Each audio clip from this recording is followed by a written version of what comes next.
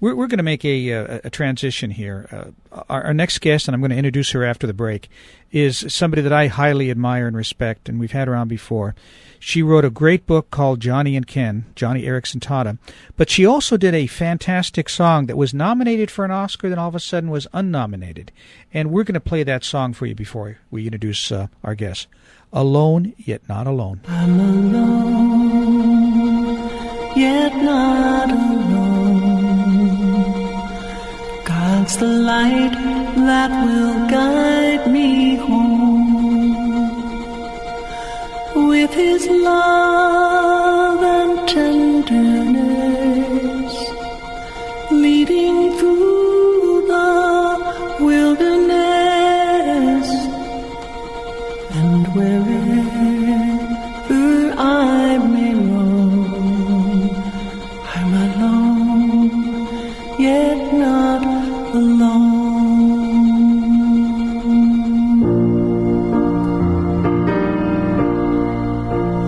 I will not be bent in fear. He's the refuge I know is near. In His strength I find my own. By His faithfulness He showed that so mighty is His shield. Oh, His love is now revealed. When my steps are lost and desperate for a guide, I can feel His touch, a soothing presence by my side.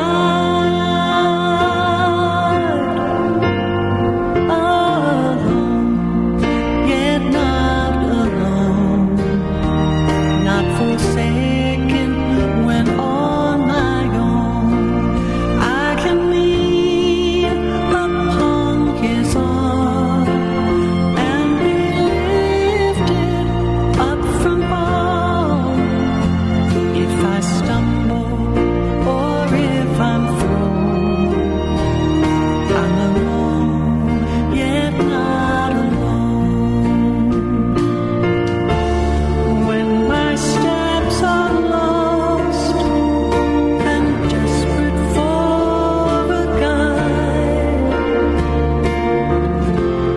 I can feel His touch, a soothing presence by my side, by my side.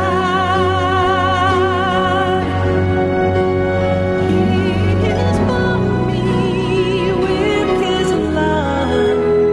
Watchful angels look from above. Every evil can be brave, for I know I will be saved, never frightened on my own. I'm alone, yet not alone.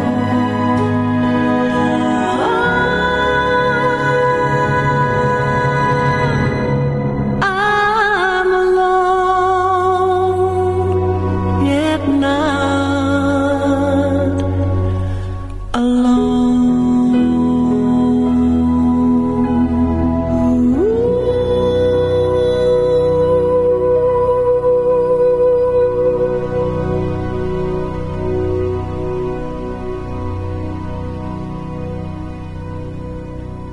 We are back on Taking Care of Business on Current Radio, News Talk, 1180 KERN, 1230 KGEO, 1410 KERI, the Christian station.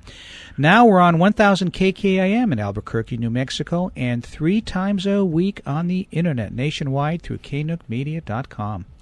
That's an incredible song, Alone Yet Not Alone. And I know in my case, my wife, that's been a total inspiration for her with her fibromyalgia. I don't know how many times she plays it in a day. It's a beautiful song, and it represents a lot of things to a lot of people, and it's part of a great movie. So, and we have the person who sang the song, one of my very, very favorite guests, Joni Eareckson Tada, on the line.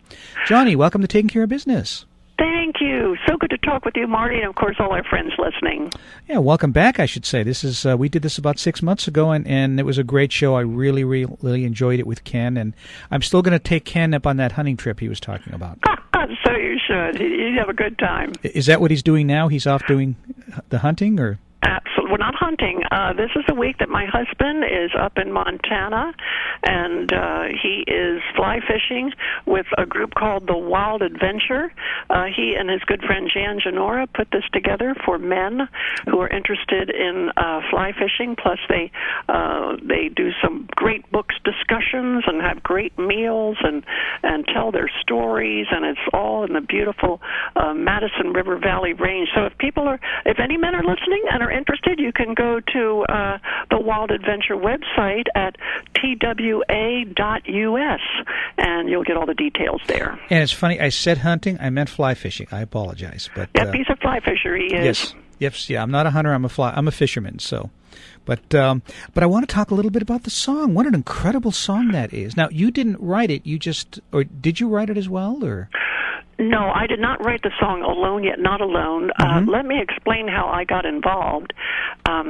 I was speaking at the closing banquet of the National Religious Broadcasters back in 2012, and the producers of the movie were sitting in the audience. And in my message, I wove hymns and gospel songs all throughout the insights and points I was making.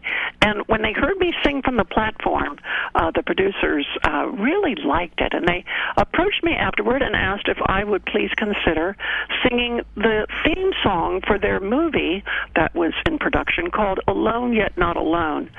Well, I protested at first, saying that, I'm not a professional singer, I'm not a trained vocalist, but they thought that me singing that song from a wheelchair would have great impact because of the theme of the movie. It's all about overcoming hardships and incredible difficulties and disappointments.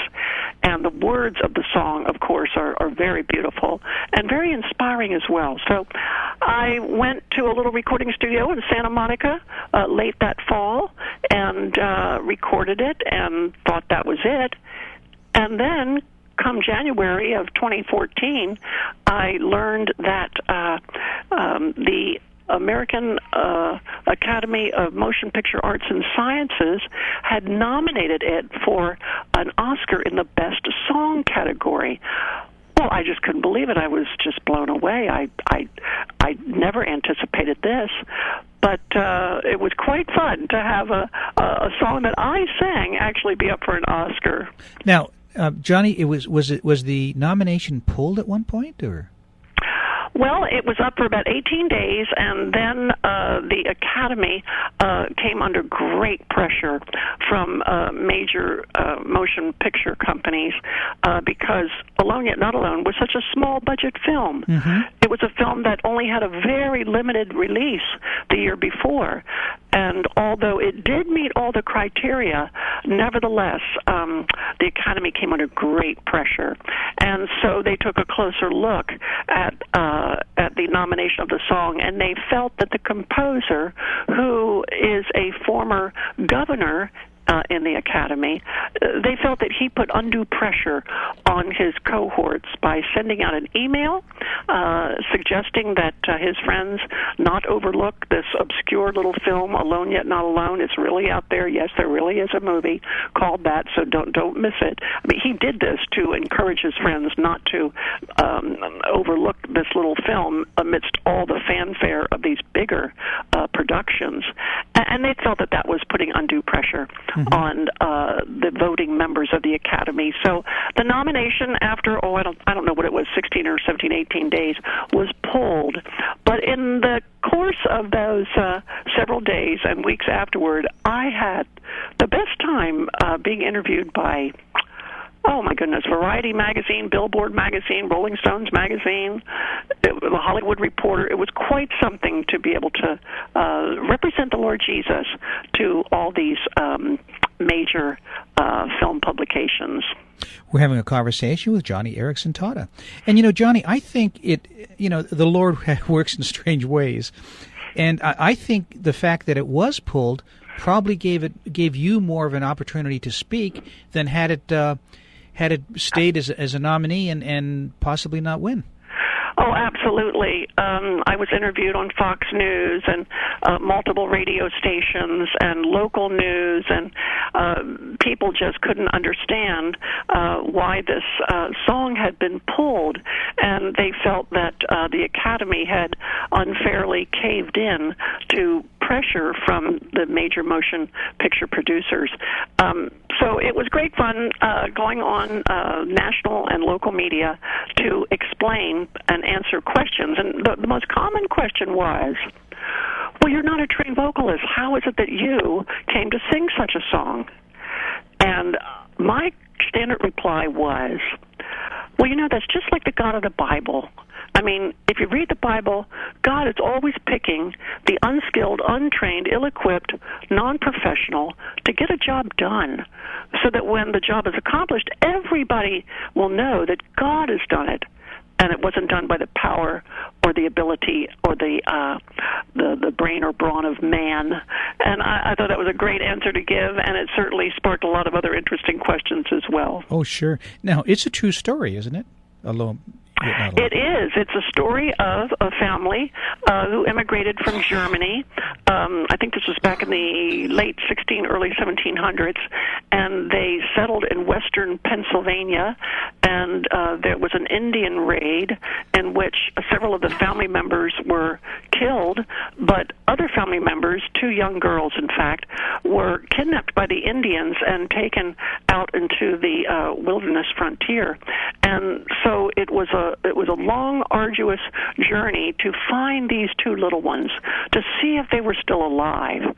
And the mother, who was looking for them all these many years, kept her hopes bright by singing a family hymn that they knew in German, and it was this song, Alone Yet Not Alone. Well, as the story goes, there is a prisoner exchange between the U.S. government and several Indian tribes out in Ohio, and this is decades later. And so the mother travels out to this fort on the frontier, desperately hoping that her little girls might be there.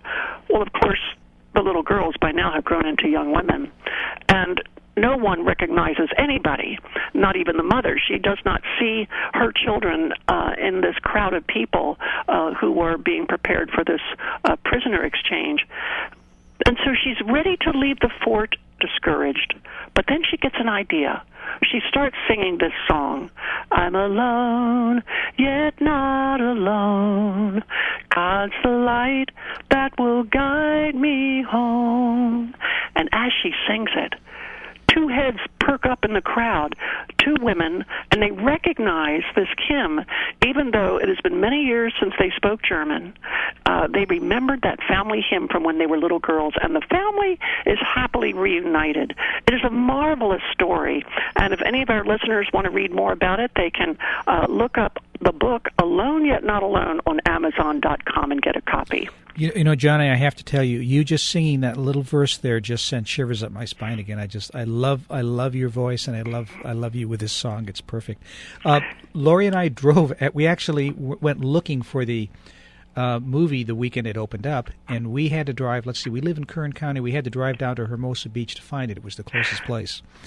Oh, my goodness. Yeah, it did enjoy a very limited release, but now it's getting a wider circulation among churches. Many churches are renting the DVD or purchasing the DVD and are showing it to their congregants and youth groups that way. So it's enjoying a wider release now, although in a different venue than motion picture houses in malls and in theaters. So the word's getting out about this remarkable story. And the great thing is, it's the kind of story that, if you're watching it in a setting like a church group, you can use that for so much good. I mean, it's just incredible, the possibilities there.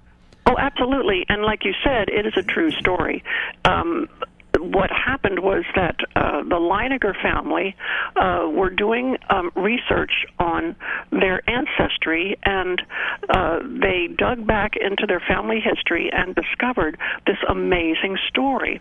In fact, there is even a granite monument in a little town in western Pennsylvania commemorating the families who survived the massacre and those who were kidnapped, and it memorializes their valiant struggle against the Indians on the frontier. So there's an actual granite monument, and there are records in the state capitol in Pennsylvania and in Ohio. And so Tracy Leininger, the daughter of Jim and Colleen Leininger, began doing this meticulous research, and she found these records that were all dusty and old, but nevertheless true to the facts, and she was able to write this remarkable story.